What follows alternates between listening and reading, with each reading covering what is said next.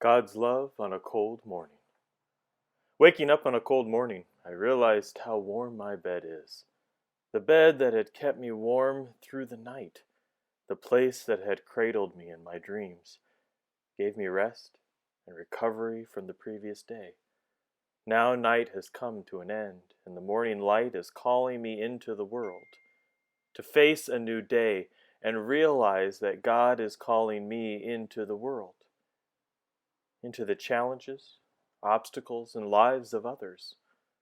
Leaving the place that I have enjoyed through the night, I recognize all that God has blessed me with. As the covers are removed and the blast of cold air pours over me, I'm shocked at the absence of warmth, love, and compassion.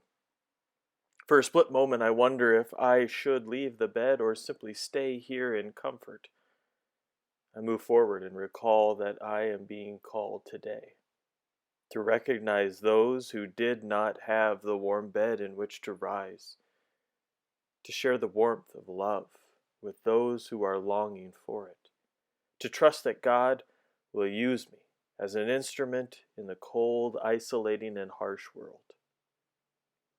As I get on with my day, I'm greeted by familiar faces.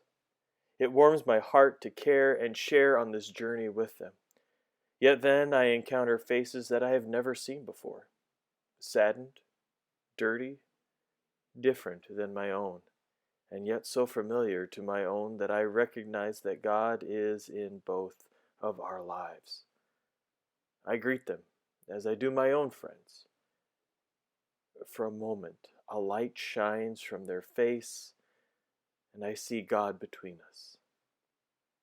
My day continues, and I get lost in my schedules of tasks, phone calls, emails, busyness. I hear the laughter of others around me, and I partake in their joy. As I drive home at night, I see others, like me, worn from the day, longing for rest and comfort. Yet before the rest and comfort comes, there is still much to do. I see a woman holding a sign at the side of the road, her head hung down. The sign reads, "Homeless, jobless, looking for hope. Any gift would help." I reach in the back seat. I have a care bag that the church had put together containing water, socks, soap, and other necessities. I open my window and offer it to the woman. Her eyes light up and tears start to form. I smile, and a warmth comes over her face.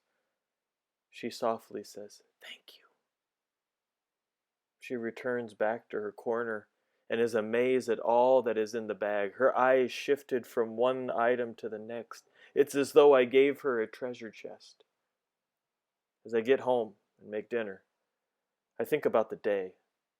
I'm grateful for all the ways that I was able to help friends, strangers, and answer God's calling. Yet I go to another meeting that night and we talk about what it is we can do to help others in our community.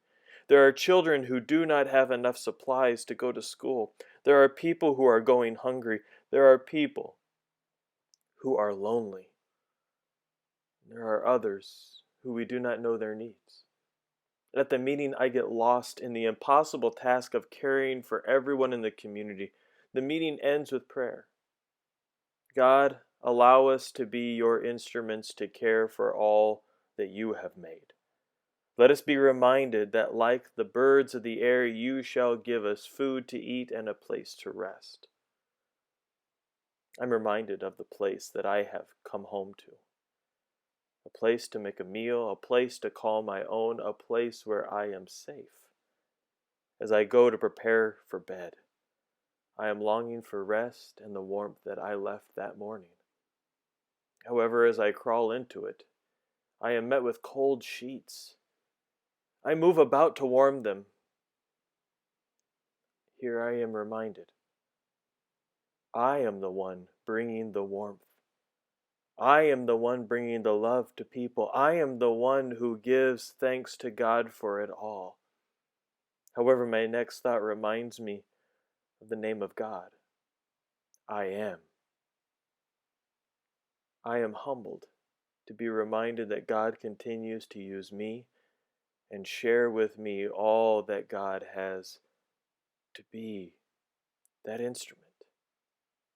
And more importantly, recognize the love in this world. May tomorrow be just as powerful, and may I walk with God then too.